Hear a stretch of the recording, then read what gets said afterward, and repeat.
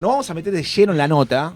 Tenemos una nota muy interesante hoy en Hijos del Diego. Estamos en Zoom, ya la estamos viendo, a Ana Laura Montani, que es historiadora, investigadora y docente universitaria y referente del área de investigación del Museo Histórico Nacional. ¿Cómo estás, Ana? Buenas noches, No, buenas Laura, Laura. tardes. ¿Qué tal? Buenas tardes. Ya está oscuro, pero todavía buenas tardes. Es tardes, por favor. noches, exactamente. ¿Laura o Ana? Laura. Como te guste, te sale bueno, Laura, Laura, seguro. bueno, muy bien. Muy bien, gracias. Estamos acá, bueno, Patricio, Javi, Flor, acá a mi izquierda, bueno, y te agradecemos especialmente porque es una semana que seguramente vos debes estar muy solicitada, la semana de mayo, que es referente para todos. Yo pienso siempre en el colegio, no sé por qué siempre me viene el colegio, me viene mucho los que eran los actos patrios para nosotros, y yo quiero arrancar con esto porque es algo que a mí ha tocado mi vida. En el único acto en el cual yo fui llamado para actuar, y la frase que dije fue: el pueblo quiere saber de qué se trata. Fue lo único que dije, fue el único acto en el cual me llamaron, y siempre me pregunté, yo me pregunté, ¿qué era lo que quería saber el pueblo en ese momento cuando estaba enfrente del cabildo? Bien.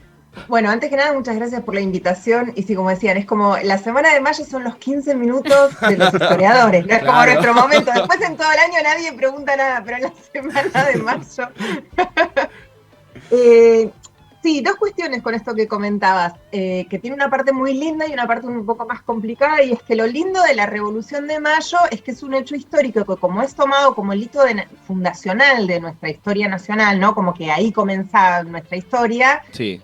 Es súper trabajado todos los años de escolarización, desde el jardín de infantes hasta toda la secundaria. Entonces todos en algún momento algo de la Revolución de Mayo escuchamos, tuvimos que leer, aprendimos, o esto, ¿no? La frasecita para el guión del acto, Sí. sea como pueblo en la plaza, o como vendedor ambulante, o como negrito, digo, Claro. Todos actuamos en algún acto. Entonces, bueno, es como uno de los hechos históricos más conocidos por todos, y eso tiene algo de positivo, pero también tiene como negativo que hace mucho más difícil el conocimiento real o la comprensión del proceso histórico en términos más, no sé si decir serios, pero como proceso histórico y no como mito escolar, ¿no? El mito escolar lava mucho la revolución.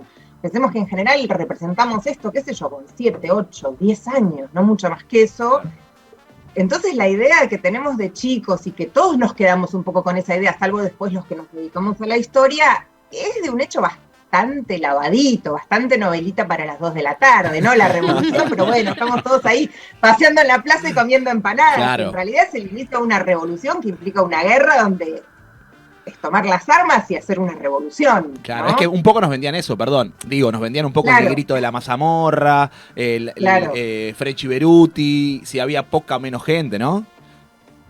Sí, pero por eso digo, nos queda como la versión escolar, que es un poco un mito lindo, y está bueno esto que vos decías en el principio, ¿no? Que te tocó la frase, decir, bueno, y el pueblo quiere saber de qué se trata. Sí, esto pasó, y efectivamente, y por eso es un hecho tan movilizador e interesante lo que pasó esa semana, y puntualmente esos últimos días de la semana de mayo, ¿no? Entre el 22 y el 25, porque hay una participación popular importante. Quizás no tanto numéricamente, porque la sociedad en ese momento era mucho más pequeña que hoy. La ciudad de Buenos Aires era una ciudad chica, era una de las ciudades más grandes, pero así todo era muy chica, la cantidad de gente era poca. No es que estaba la plaza atestada de personas. Pero bueno, para los cánones de la época fue el inicio de un momento de mucha participación popular, y el pueblo tuvo participación. Un pueblo que hasta ese momento no tenía derechos políticos ni ninguna posibilidad de participación. Claro. Ni en los cargos políticos, ni en la toma de decisiones, ni poder influir en las tomas de decisiones. Y por eso la revolución fue una revolución, porque pone al pueblo, a cualquier habitante de la ciudad, en otra posición de poder, o por lo menos de negociación con las autoridades, que hasta ese momento no existían. Eso hace que la revolución sea una revolución, y el 25 de mayo no fue un punto de llegada, como muchas veces se entiende desde el mito más fundado por la historiografía clásica o liberal, Mitre, digamos, ¿no? Como bueno, estaba ahí una semilla de la Argentina y ve el contexto de posibilidad con la crisis de monarquía el 25 de mayo y bueno, la libertad. No es una revolución, no es el punto de llegada, es el inicio de una revolución. Digamos que esa semana de mayo lo que alguien hace es, o alguienes, ¿no? Porque son un grupo grande, es prender una mecha que vas a hacer saltar un tiempo después un polvorín, claro, en una revolución, creyendo que va a estar siendo cada vez más una revolución social. Empieza claro, como una discusión de élite, pero después participa toda la sociedad. Y de hecho, el acto siempre es como la gente fuera del cabildo queriendo saber qué está pasando adentro. Y esto está bueno porque tiene una parte de verdad, pero tiene como una complejidad mucho más interesante que la del acto escolar, y es que nosotros supuestamente el 25 de mayo conmemoramos el primer gobierno patrio, ¿no? Que esto también es algo súper interesante. Cuando uno le pregunta a la gente, ¿qué festejamos el 25 de mayo? Y la verdad es que la mayoría no tienen ni idea. Y porque comemos pastelitos y empanadas, ¿no? Tal cual. Tal cual. Feriado. Sí. Claro, es que tenemos dos fechas patrias y las dos son igualmente importantes. Tenemos el 25 de mayo y el 9 de julio, y ahí a nivel general social hay como una ensalada de fruta de cuál es cuál, ¿no? Medio como, bueno, toda la libertad, medio todo.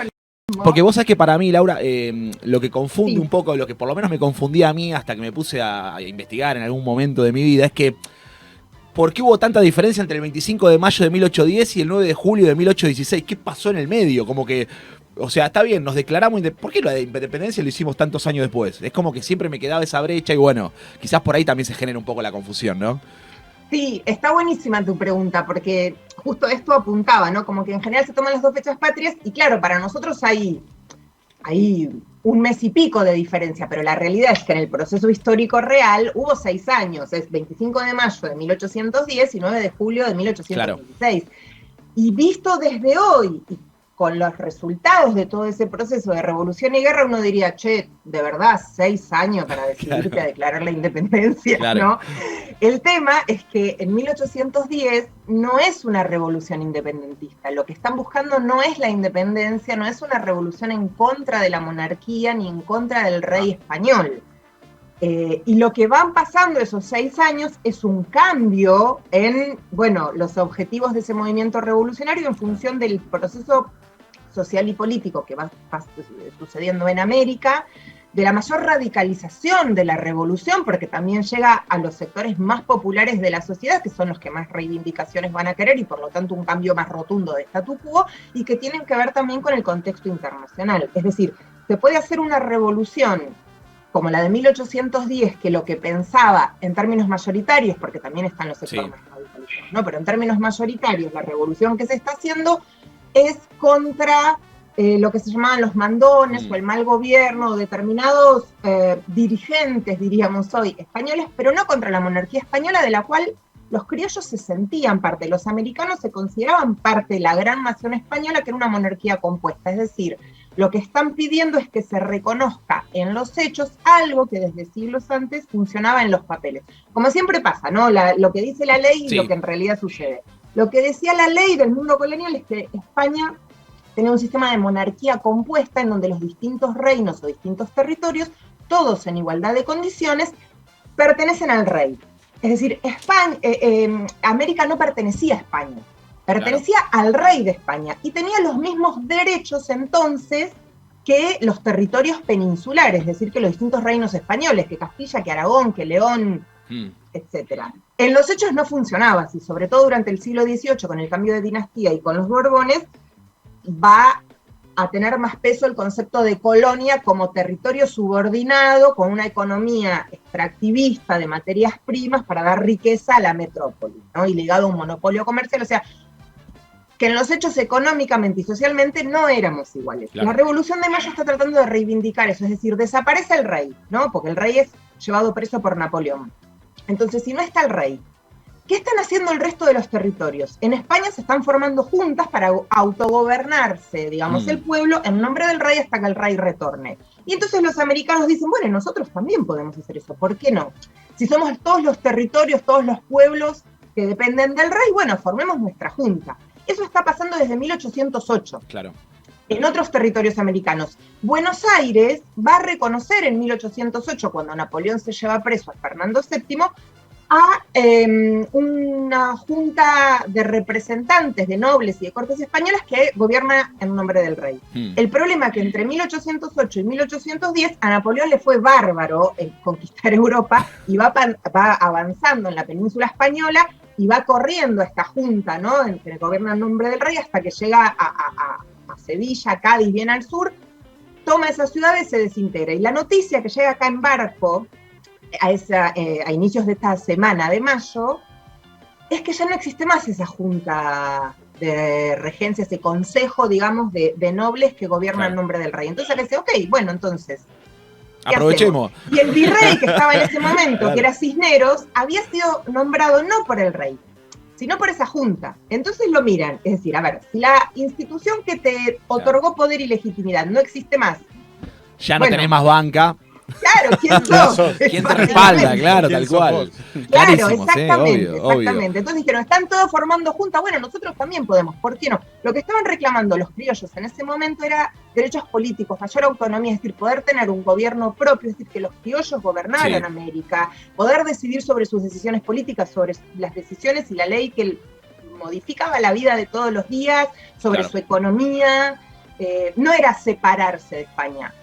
Claro, el problema es que, bueno, cuando vuelve el rey, vuelve con idea de decir, bueno, todo esto que hicieron está mal. Ahora voy a imponer absolutismo. Obvio. Bueno, ¿cómo tirás para atrás 6 años de una población que cambió rotundamente todo el statu quo? Porque de no tener ningún derecho los criollos, ni hablar las castas, es decir, los mestizos, los mulatos, los negros esclavos, que de golpe tenían participación política. Lo que pasa el 25 de mayo es que de tener una monarquía que está sostenida en el poder divino, es decir, Dios le dice al rey, vos sos rey porque te elijo yo. Entonces no importa si al pueblo le gusta, no le gusta, si lo apoya, no lo apoya, te tiene que gustar o te matan, punto. Y eso está socialmente aceptado por todos. Sí, ¿no? sí, seguro, obvio. Y acá las autoridades eran españoles peninsulares, es decir, nacidos en España, ni siquiera hijos de españoles criollos, nombrados por el rey. O sea que obedeces y si te gusta bien, y si no, el pueblo no tiene participación política porque no legitima el poder político. Claro, está legitimado por Dios. Sí. Una revolución es revolución cuando cambia el statu quo. Entonces, si decimos que solo cambia una junta de gobierno, ¿por qué decimos que inicia una revolución? Bueno, porque se viene abajo toda la estantería del statu quo y del ordenamiento político-social, porque decir, no importa lo que ustedes piensen, ahora el pueblo, todos, desde el primero al último, importan, porque si yo quiero gobernar, necesito que me apoyen, porque lo que me va a legitimar mi poder político no es ni Dios ni que me nombró el rey, sino que yo voy a decir que soy representante de la voluntad popular. Entonces necesito un pueblo en la calle que me apoye, si no, no tengo gobierno.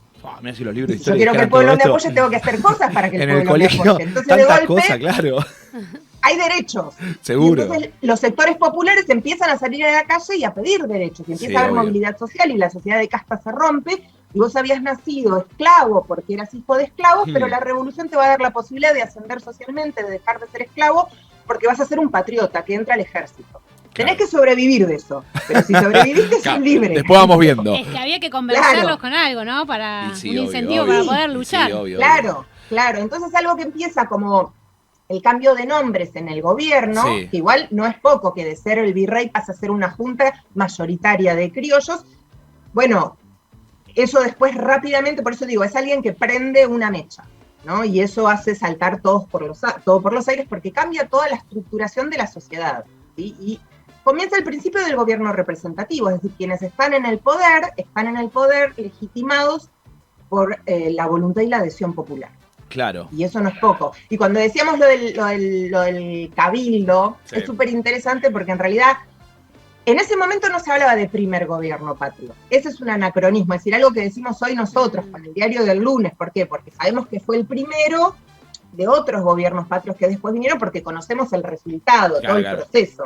En ese momento no era primero de nada, no era primer gobierno, se llamó Junta Provisional Gubernativa. Es decir, era una junta de gobierno provisional, es decir, un paréntesis, un mientras tanto, hasta que volviera el rey o, bueno, se viera qué pasaba en España, que estaba peleando su propia guerra de independencia contra los franceses, ¿sí? Era una coalición, era como una coalición, qué nombre feo ese igual, ¿no? Claro, era como una coalición, digo, después nosotros en el tiempo las vimos, las coaliciones de gente que pensaba más o menos distinto y decimos, bueno, vamos para un lugar. Exacto. Fue eso, había distintos sectores y de hecho esa primer junta que el Cabildo forma, la hacen el 22 de mayo, está presidida por el virrey. Claro. Cuando esto se conoce a nivel popular, la gente dice, bueno, no, pará, me estás cargando. Estamos diciendo que ese poder ya no es legítimo, me lo pones presidente de la Junta. Y ahí es donde va a haber una movilización popular importante y hay un documento que es clave para nuestra historia porque es el pueblo presionando sobre las decisiones de gobierno e influyendo en lo que se va a hacer. Y es un documento que se llama Petitorio Popular, que tiene varias hojas, es un documento alucinante para los historiadores. Está el original en el archivo del Museo Histórico Nacional. Y se pueden ver a veces el original expuesto, pero si no una copia que si yo no les digo no se dan cuenta que es copia, o sea que pueden mirar. Que es súper interesante, ¿por qué? Porque cuando se conoce esta noticia, bueno, durante todo el 24, o sea, toda la noche del 24 de mayo y hasta la madrugada del 25, hay una movilización social donde los líderes milicianos, que entonces tenían mucha llegada a todos, porque eran como, bueno, las organizaciones de milicias eran las de los vecinos comunes, diríamos, en ese momento, claro, que se habían armado para defenderse de las invasiones inglesas, que son claves para entender lo que pasa en la Revolución de Mayo. Esto estaba contra la ley, pero tenían que defenderse de los ingleses. Como todo salió bien, los españoles se quedaron callados, no dijeron nada. Pero esas milicias quedaron armadas y quedaron formadas. Y es lo que posibilita que se sostenga la revolución. Porque una revolución donde no hay fuerza, lo que yo decía antes, no se sostiene. Por eso digo, se inicia un proceso. Los más conocidos en el relato escolar eran French y Beruti. Todos alguna vez peleábamos por ser French y Beruti porque estaban ahí armando. Y mucha gente se pensó que era una sola persona también. ¿O no? Claro. Muchos pensaban French y Beruti. Era, ¿o no? Doble apellido. Doble apellido, era distinguido. Claro, bueno, no, la verdad es que no, eran dos personas, claro, ¿no? French y Beruti, dos señores que dándome una licencia poética, un anacronismo total, hoy diríamos que eran como punteros políticos, la gente que maneja territorio, o sea, que pertenecen a la élite, que están hiperpolitizados, que eran esto, ¿no? Como líderes de las milicias armadas, pero que llegaban a los sectores más populares, que tenían llegada en los barrios. Entonces, circulan estas hojas con un petitorio, que va a ser petitorio popular, porque lo firma un montón de gente. Hay alrededor de 410 firmas, es un montón para la época. Los que sabían leer y escribir y por lo tanto podían firmar eran de la élite, pero se sabe que está apoyado por otros sectores que no sabían leer y escribir y por lo tanto no podían firmar, porque, por ejemplo, en el caso de French y Beruti, que tenían esta llegada más a los suburbios, a los barrios, en la firma de ellos dice que firman por ellos y por 600 más. Wow. Y eso es una manera de a las autoridades dentro del Cabildo decir, ojo, que atrás están todos los milicianos armados. Claro. Y ese petitorio popular lo lleva Belgrano, lo entra al Cabildo la mañana del 25, con un montón justamente de peticiones del pueblo, entre una de las principales que se desplazara al virrey, y de hecho se tiene que ir el virrey, ¿no? ¿Y quién tiene que formar la junta? Es decir, que esa junta de gobierno va a estar integrada mayoritariamente por criollos, pero no por cualquier criollo. Son los criollos que ponen en la nómina desde el petitorio popular, la firma de un pueblo movilizado que no había aceptado esa junta con el virrey como base. Entonces, esa junta va a ser representativa de la voluntad popular. Casi democrática. Después empiezan las cuestiones de las fracciones internas, claro, pero ahí es donde el pueblo también va ganando protagonismo, porque si yo tengo dos criollos de distintas posiciones enfrentados, ¿cómo se dirime eso? Claro. Se dirime con el apoyo popular. Exacto. Bien, estamos hablando con Laura Montani, que la verdad que está súper interesante.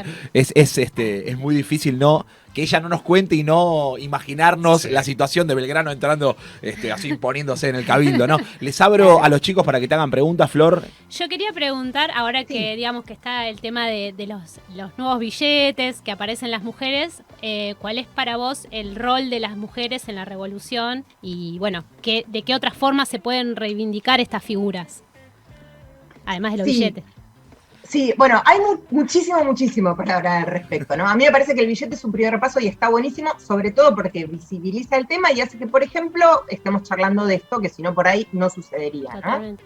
Y ahí hay dos cuestiones. Hay una realidad histórica en la que las mujeres estuvieron igual que presentes en los hechos que los hombres, porque, digo, estamos en las sociedades de siempre igual que los hombres. El problema es que eran los hombres los que en una sociedad mucho más evidentemente patriarcal y desigual que la actual, tomaban las decisiones a nivel formal, escribían la historia, etc., y tenían posibilidad de participar políticamente o militarmente. Ahora, como dijimos hace un rato, la realidad entre la ley escrita y lo que en realidad sucede suele tener una distancia. Entonces, la participación de las mujeres en el proceso de revolución y de guerra posterior, incluso, fue igual de importante que el de los hombres. Numéricamente o en cuanto a condición sine qua non para lo que sucedió. Digo, el problema es que son mujeres que, a diferencia de los que después fueron próceres, no tenemos sus nombres y apellidos, y son ignotas, porque muchas de las veces están haciendo algo que no se podía hacer, o eran tareas que, como también pasa hoy, son consideradas menores. Doy un ejemplo muy bobo. Sí. Los ejércitos. Cuando pensamos en los ejércitos o en las guerras de independencia, tenemos los nombres de los generales, ¿no? Sí. De los oficiales. O por ahí aparece algún que otro negrito que hizo algo, ¿no? Como para reivindicar sectores populares, caso Cabral. Cabral, claro, que quedó así, claro. Sacó el caballo encima San Martín. Soldado heroico. Pero en general son hombres blancos, de élite, ¿no? Sí, sí. Es una sociedad patriarcal clásica. Y entonces pensamos que la guerra la hacen esas personas. Y la realidad es que no. La guerra la hacen todos los hombres que pusieron el cuerpo, ¿no? Y murieron o sobrevivieron, pero muchos murieron en la guerra. Y los ejércitos no son solo el que está portando el arma, claro, y va al campo de batalla al cuerpo a cuerpo. Para que el ejército pueda subsistir, además, la cantidad de años que duró la guerra de independencia, los ejércitos iban acompañados, o sea, parte del ejército eran mujeres, con tareas que eran consideradas menores, que es lo que llamamos tareas de cuidado. ¿Qué hacían las mujeres? Las mujeres eran las que le cocinaban al ejército, las que cuidaban a los enfermos, las que les hacían los trajes, las que cosían la ropa. Sí. Es decir, todas las tareas para que el ejército sobreviva, coma, se vista y no se muera, las hacían mujeres. Claro, era bueno, el tras bambalina, no digamos, claro. O sea, tal cual, ¿no? No iba a funcionar nada sin que eso no se moviera, digamos. Totalmente. Claro, exacto, obviamente. Y también hay muchos casos de mujeres que tomaban las armas, ¿eh? Esto es cierto. Lo que pasa que no era... no podían hacer carrera militar, pero eso, estamos en una revolución, estaban pasando un montón de cosas que la ley prohibía. De hecho, los criollos tampoco podían tomar las armas y hacer carrera militar. Claro. Por eso estamos hablando de una revolución. Solo los españoles podían tomar armas. Claro. Y por eso los generales y los que sabían de tácticas militares y tenían carreras militares eran estos españoles o hijos de españoles que acababan de llegar, como el caso de San Martín o de Alvear, que se habían formado en España porque en América no había ejércitos de criollos. Claro. Entonces, bueno, en una revolución en la que necesitamos muchos soldados, bueno, si vienen mujeres y toman las armas, también esto. El ejército, por ejemplo, el grupo que lideraba Juana Zurduy estaba compuesto por mujeres que iban armadas con sus caballos, otros caminando con sus hijos. Yo no sé si no tiene más mérito ir al campo de batalla con el arma en una mano y el hijo en la otra, que cuando sos el hombre que solo tiene que cumplir ese rol porque sabes que de todo lo demás se está ocupando tu esposa, ¿no? Claro. Entonces, bueno, tiene que ver con eso. Hoy es más fácil visibilizarlo porque en la agenda política y social tenemos el poder tener una visión más crítica sobre cómo están asignados los roles en esta sociedad patriarcal. Pero en ese momento en el que eso no, digamos, pensemos que... Digamos, sí, no era ni cuestionado. Se pensaba en dar derechos políticos a los hombres. Bueno, el tema de romper la sociedad patriarcal todavía le faltaba bastante, aunque claramente eso, las mujeres están participando.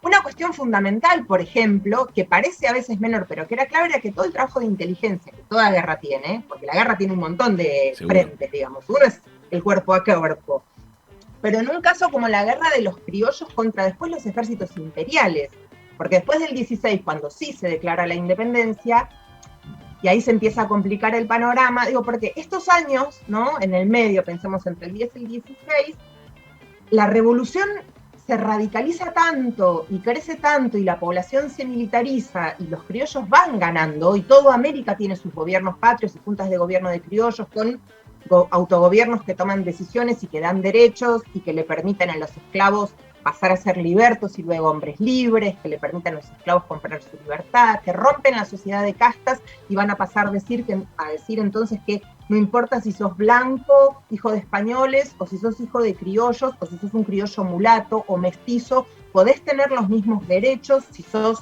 fiel a la patria, ¿no? Porque la patria te va a garantizar esa igualdad. La gran diferencia del statu quo es que la sociedad colonial garantiza la desigualdad en base a la ley.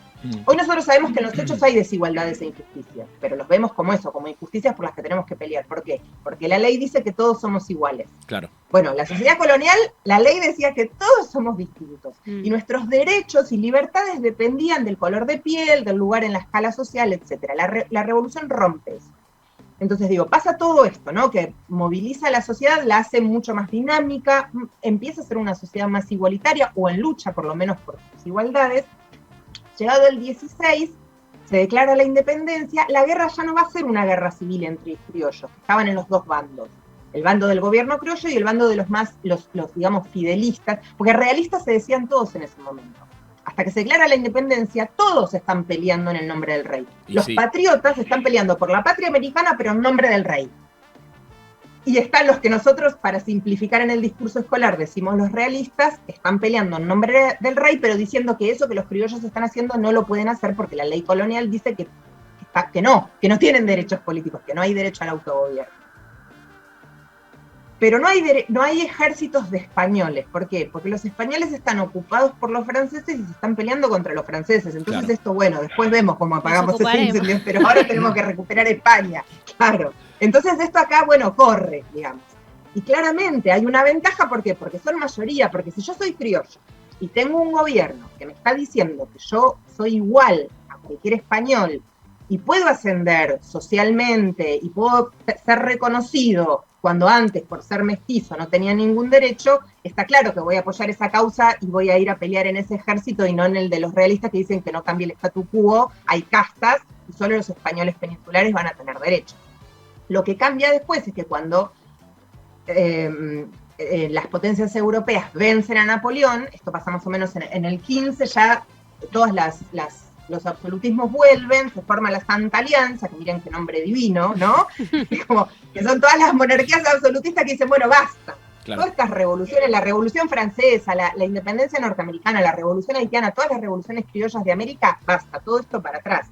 Todo un libertinaje que está mal y hay que volver a imponer el absolutismo monárquico, una sociedad jerárquica con estamentos. Bueno, y entonces ahora estos ejércitos que acaban de vencer a Napoleón, de españoles bien armados, bien entrenados, bien comidos, todo lo que los criollos no tenían, porque venían de trabajar la tierra y de golpe a tener un arma que a veces era una lanza, una boleadora, lo que pudieran, porque acá también estaban prohibidas las armas de guerra, se empiezan a fabricar y con mucha dificultad post-revolución. Bueno, ahí el panorama cambia y empiezan a perder. Por eso, por ejemplo, el ejército del norte con Belgrano, que los primeros años va bárbaro y después de golpe se complica y entonces cambian de estrategia y San Martín dice, bueno, no, frente a frente no, vamos a ir por mar y el cruce de la cordillera de los Andes para llegar por mar a Perú, y se organiza ahí la guerra de guerrillas que hablábamos antes con Juan Azurduy, por ejemplo, y con Güemes, que es evitar el cuerpo a cuerpo. ¿Por qué? Porque llegaron los convoys de barcos llenos de ejércitos imperiales con todo el apoyo además de la Santa Alianza, y acá los criollos llenos ya de no dan armas. más. Claro, 6 años que no dan más, no tienen casi armas, pelean descalzos, digo, contra un ejército imperial, empiezan a perder. Eso es lo que cambia todo el panorama, y por eso también el apuro de la declaración de la independencia, medio así como que, bueno, con los que llegan de las provincias, ni siquiera están todos. ¿Por qué? Bueno, porque los españoles ya reprimieron todas las revoluciones, recuperaron todo el territorio y están viniendo. Claro. Para fines de 1815, la única junta de gobierno que queda en pie es la de Buenos Aires. Bueno, la perspectiva no era muy alentadora, digamos. Por eso digo que lo que pasa no es que se toman 6 años, sino que hay un cambio de contexto y de situación política y social muy grande. ¿Sí? De algo que no era contra el rey, termina después sí siendo contra el rey, porque si vos estás gobernando en nombre del que está viniendo a matarte, tenés un problema de incongruencia, ¿no? Exacto. Claro. que además tenés una sociedad a la que ya no le podés decir, bueno, listo, todos casa a casa, cada cual a su casa, acá no pasó nada, esos derechos que ganaron vamos a olvidarnos, no existe eso. Digo, una revolución, una vez que ejecutaste gente y que fusilaste a los contrarrevolucionarios, o que alguien dio, no sé, eso, 3 hijos, o todo el dinero que tenía para la causa, no volvés para atrás. Exacto. A un esclavo que ganó la libertad no lo podés mandar de vuelta a hacer trabajo esclavo. Es eso, digamos, es como que los cambios sociales se llevan puesto un poco los tiempos de los dirigentes políticos. Y ahí viene esto de las revoluciones también, ¿no? De con los dirigentes a la cabeza o con la cabeza de los dirigentes. Eso pasa con las revoluciones. Dale, Javi, dale. Qué interesante, Laura, esto que decís en función de poder pensar, digo, bueno, si la independencia entonces no fue un proceso organizado y planificado para tal fin, sino que fue un proceso inminente, digo, producto de lo que estaba pasando. Sí. Qué interesante para poder pensar los años que vienen después, las disputas que se dan después, llegar a la sanción de la Constitución, incluso llegar a que Buenos Aires acepte la Constitución, digo, resulta nodal, resulta nodal poder entender que la independencia no fue una cuestión de, bueno, en 6 años nos organizamos para poder sancionar o declarar nuestra independencia, sino que, bueno, la independencia llegó y a partir de ahí nos teníamos que organizar. Sí, en realidad es bueno, a ver, hay una situación crítica, que es de golpe desaparece la autoridad. Bueno, la primera pregunta es, bueno, ¿qué hacemos con esto? De hecho, la convocatoria a un cabildo abierto, no era para nada excepcional. El cabildo abierto era un instrumento legal y bastante frecuente, o lo frecuente que fuera necesario, para resolver situaciones que tenían que ver con el gobierno de la ciudad. Era una instancia municipal. El cabildo. Es como si hoy diríamos es la sí, vecinal, de lo local. Claro, es municipal, exacto. Me salen todas palabras coloniales, el ayuntamiento. un CGP de 1810. Una cosa así, claro, pero no del barrio, claro, sino de la ciudad y sus alrededores, claro, digamos. Claro. Pero había cabildo en Salta, había cabildo en Córdoba. Por eso después también los conflictos entre el resto de los territorios, los pueblos y Buenos Aires, porque Buenos Aires forma junta y el resto de las ciudades importantes. Y dice, bueno, nosotros también vamos a hacer nuestra junta. Y desde Buenos Aires dicen, no, pará, pero la cabeza del virreinato somos nosotros. Pero bueno, cuando dejamos de ser virreinato, ¿por qué tenés que seguir siendo vos la capital? Y ahí surgen todos los conflictos entre el porteñocentrismo, que quiere dejar de ser virreinato para empezar a construir otro orden político, pero no quiere largar la hegemonía de ser la capital y el poder. Y el resto de las ciudades importantes dice, bueno, pero cabildo tenemos todos. ¿Sí? Todos los por dar un ejemplo de esto que decías, ¿no? Las décadas que se vienen después, increíble. Porque la teoría que da legitimidad a la forma de la Junta del gobierno patrio, de un gobierno de criollos en 1810, es que la característica de la monarquía española decía que el representante de la soberanía popular elegido por Dios es el rey. Entonces decían, bueno, si el rey no está, la soberanía vuelve a su fuente de origen, que es el pueblo, elegimos otro representante. Pero esto lo podían hacer los pueblos, el pueblo, y eso es una discusión de la época. ¿Quién es el pueblo? ¿Quiénes son los pueblos? ¿Son las jurisdicciones? ¿Son todos los que tienen cabildo? La decisión acá la toma Ciudad de Buenos Aires. Y digo,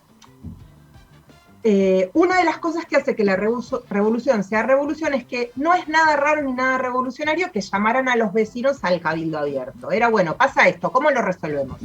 Eran los cabildantes, que sí son los españoles que tenían derecho a tener cargos políticos, pero llaman a los vecinos para decisiones importantes. ¿Pero quiénes eran los vecinos? El concepto de vecino es hiper reaccionario y retrógrado para usar hoy, por ejemplo, en términos de quiénes tienen derechos políticos o a quiénes los políticos le hablan. Cuando se habla a los vecinos, hay que prender todas las luces de alarma, porque ese es un concepto de derecho político elitista, censitario e hiper restrictivo de la sociedad estamental y colonial. Contrario al concepto de ciudadano, se deja de hablar de vecinos para construir ciudadanía, se deja de ser vecino para ser ciudadanos, porque esto amplía derechos, porque vecinos eran solo los hombres blancos que tenían que demostrar pureza de sangre, se llamaba así en la época, pureza de sangre, es decir, que no tenías mezcla por nada que fuera americano, indio, negro. ¿Cómo? Ningún tatarabuelo indio, nada. No, claro. La verdad es que el 90% estaba re al horno. Pero bueno, después podías blanquearte según qué posición económica tenías. Digamos, había blanqueamiento. ¿no? Claro, pero digamos, y es censitario. Es decir, tiene que ver con la posición socioeconómica. Y muy endogámico. ¿Por qué? Porque para que yo no puedo ser vecino, vos Flor tampoco, los chicos por ahí, pero hay que hacer ahí a ver el tema pureza de sangre, y sobre todo si son propietarios. tenías que ser propietario. Si tiene que ver con cierto nivel socioeconómico. Ahí va Pato nada más porque estamos complicados. Listo.